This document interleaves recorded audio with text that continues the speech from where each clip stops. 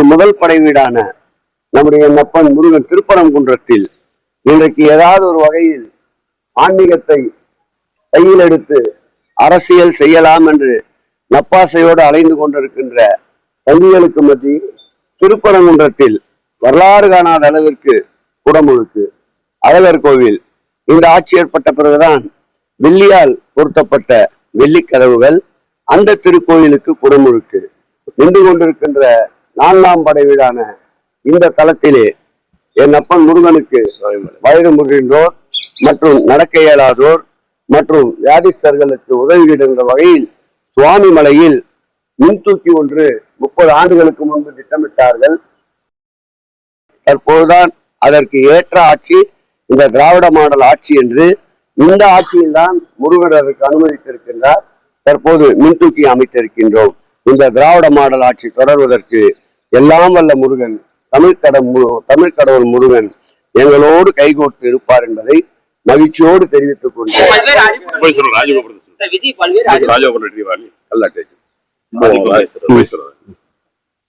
தனியார் கோயில் அதிக வருமானம் இந்து சமய அறநிலையத்துறையை பொறுத்தளவில் யார் திருக்கோயிலாக இருந்தாலும் தவறு நடக்கிறது என்று துறைக்கு புகார் வறுமையானால் அதை முறைப்படுத்தி தவறு இல்லை என்றால் அந்த திருக்கோயிலை அவர்களே தொடர்ந்து நடத்துவதற்கு அறிவுரைகளை வழங்கி அதிலிருந்து விலகுகிறோம்.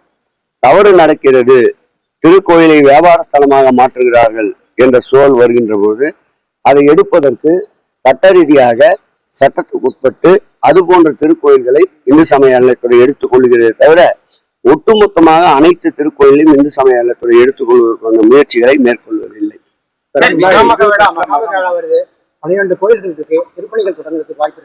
நம்முடைய மாண்புமிகு சட்டப்பேரவை நண்பர்கள் அவர்கள் ஏற்கனவே அதற்குண்டான கேள்வியை சட்டமன்றத்திலே எழுப்பி அதை ஒட்டியுள்ள 12 திருக்கோயில்களும் குடமுழுக்கு உண்டான திருப்பணிகளை மேற்கொள்வதற்குண்டான பணிகளை ஆரம்பித்திருக்கின்றோம். அந்த மகாமகம் நடத்துகின்ற போது நிச்சயமாக திராவிட மாடல் ஆட்சி இருக்கும். பக்தர்கள் எல்லா வகையிலேயும் மகிழ்ச்சியோடு இறை தரிசனம் செய்வதற்குண்டான அனைத்து ஏற்பாடுகளும் நடைபெறும்.